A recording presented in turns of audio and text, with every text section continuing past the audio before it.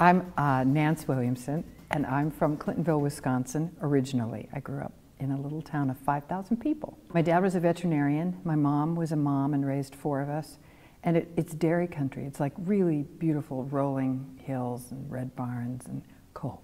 So my mother put us all in piano lessons and dance lessons, and so we sang in the church choir. And you know, my first job was for the Sauerkraut Queen Festival in Marion, Wisconsin, 7 miles down the road. I got paid 25 bucks.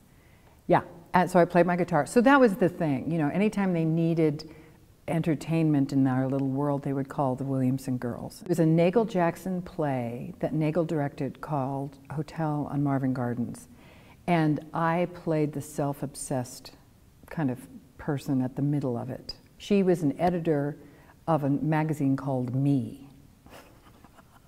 Yeah, it was great. I would love to do something with Maggie Smith, and I'm also terrified to do something with Maggie Smith just because she's so amazing and does not suffer fools gladly. We bought a little cottage in the woods, and we heat the house with a wood-burning stove.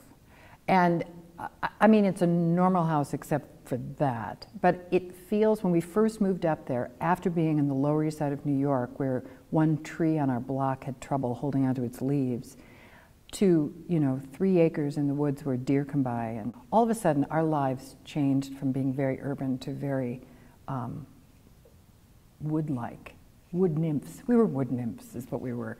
I guess tolerance of different people's ideas. I can see problems outside of me a lot of times, and it's like, that's got to change, or that's horrible, or that can't be right, or that's a terrible thing that's happening. And I think that people are not necessarily that different from others, in spite of, one could argue that they are, but that I have to practice those kinds of things that I sort of point a finger at a lot of the time, and in whatever small way that is, or so I think tolerance.